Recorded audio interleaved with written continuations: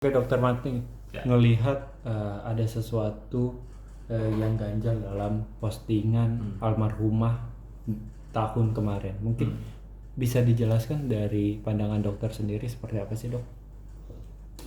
Postingan dari almarhumah terkait dengan ronsen ya.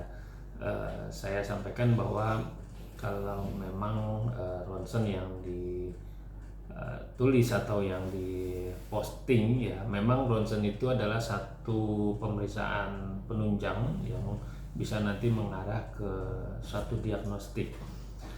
Dari pemeriksaan ronsen itu ya terlihat, bisa kita simpulkan ada tampilan, ada radiolucent dan radio opak.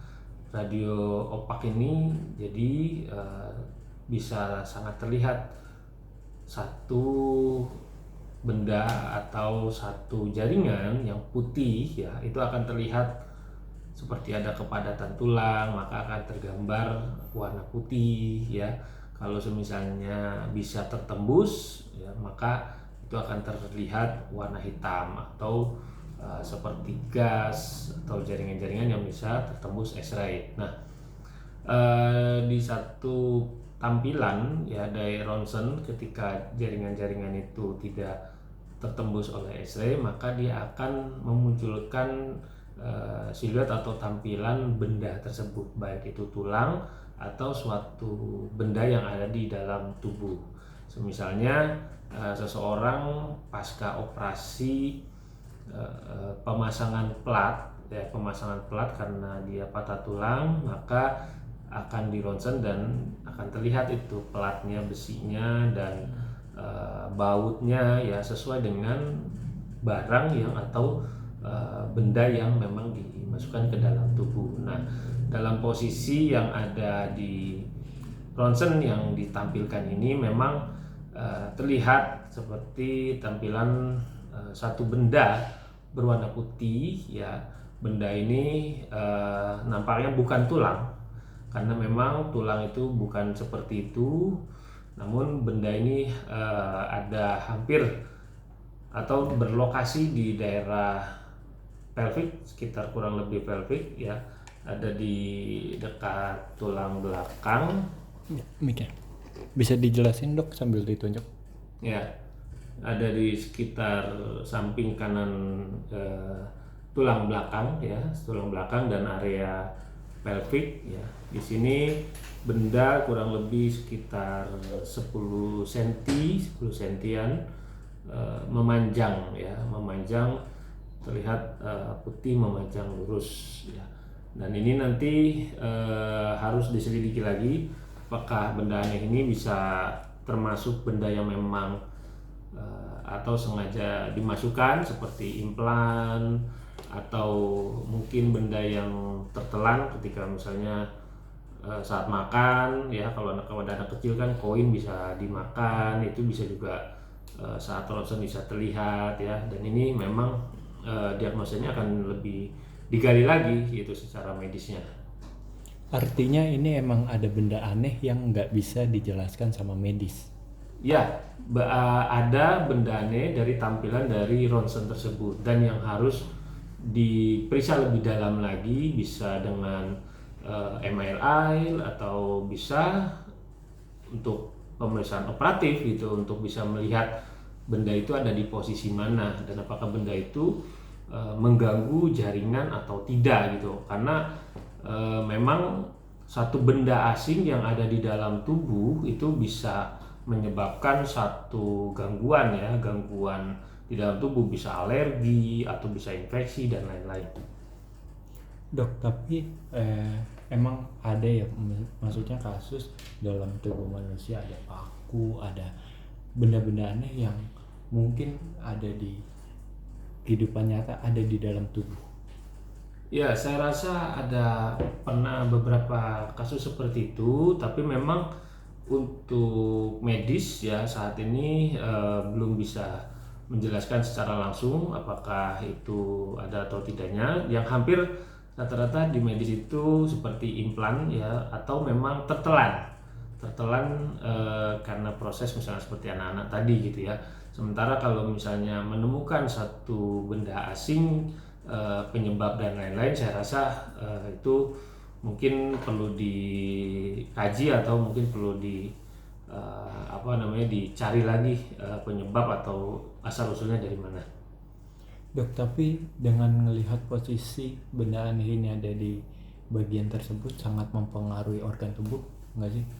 Ya, di mana setiap benda asing ya yang tidak diketahui eh, asal usulnya itu pasti akan selalu mengganggu setiap jaringan sekitarnya, terutama memang benda asing tersebut bukan satu benda yang dibutuhkan ya, karena memang ada benda asing yang memang dibutuhkan oleh tubuh gitu, seperti misalnya tadi pemasangan implan, dan pemasangan implan ini otomatis implan yang sudah memang disesuaikan ya, artinya sudah diperiksa dan tidak menyebabkan alergi pada tubuh ya. Jadi kalau misalnya benda asing ini tidak disiapkan dan bisa menyebabkan alergi tubuh, pasti akan merusak gitu.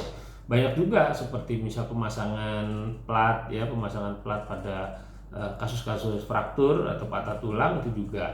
Terus kemudian misalnya pada orang-orang yang mempunyai sakit jantung ya, pemasangan ring jantung juga termasuk satu benda-benda asing yang ditaruh di dalam tubuh. Namun itu sudah melalui kajian-kajian ya, dan itu bisa mensupport hidup seseorang gitu. Dok, melihat mungkin kalaupun benda aneh ini yang bukan semestinya sampai mungkin mengakibatkan meninggal, itu yang fatal banget nggak sih dok? Melihat ini tuh ada yang baru meninggal dan isunya karena santet. Ya, saya rasa kalau misalnya seseorang meninggal karena benda asing, kita bisa periksa dulu bahwa penyebab meninggal ini karena sesuatu yang akut atau sesuatu yang kronis gitu ya. Sesuatu yang akut adalah misalnya orang tertelan benda tajam misalnya, tertelan benda tajam masuk ke dalam tubuh dan dia merobek saluran pencernaan sehingga terjadi perdarahan masif di dalam ya, sehingga itu akhirnya menyebabkan perdarahan dan langsung. Atau ini benda asing ini juga yang tidak sengaja ada di dalam tubuh atau tertelan atau dengan proses yang lain, namun proses ini agak panjang sehingga bisa menyebabkan menjadi satu benda asing yang bisa mengganggu tubuh ya, jadi berproses akhirnya menjadi satu penyakit ya. Ini gitu juga harus didiagnosa lebih detail lagi gitu, karena memang lagi-lagi penyebab kematian itu harus secara spesifik dikaji oleh dokter bahwa apakah penyebab ini akut atau bukan gitu ya penyebabnya.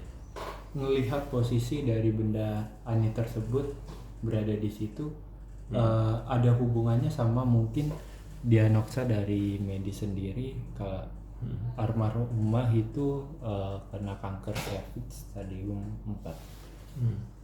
Saya rasa kalau kanker serviks mempunyai ranah diagnosa yang berbeda ya, karena stadium 1, 2, 3, 4 itu juga mempunyai diagnosa yang saya rasa saat ini dengan metode pengobatan dan pemeriksaan diagnostik yang canggih itu sudah bisa terdeteksi dengan cepat. Apalagi kalau misalnya kalau sudah stadium 4 ya, penyebarannya sudah ada di mana-mana atau kita biasa sebut metastase di berbagai organ, itu bisa kita buktikan ya, apalagi dengan biopsi gitu sudah ada tindakan operatif untuk bisa mewujudkan memeriksa beberapa hal itu gitu. Namun kalau semisalnya ini bisa menyebabkan langsung benda asing tersebut menjadi penyebab kanker, saya rasa sampai saat ini penyebab kanker ini masih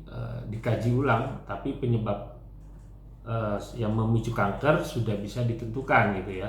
Jadi memang lagi-lagi saya belum bisa memastikan karena memang harus kita kaji dulu oleh para pakarnya gitu. Terakhir dok, apa yang apa yang ingin dokter tambahan melihat kasus ini dok?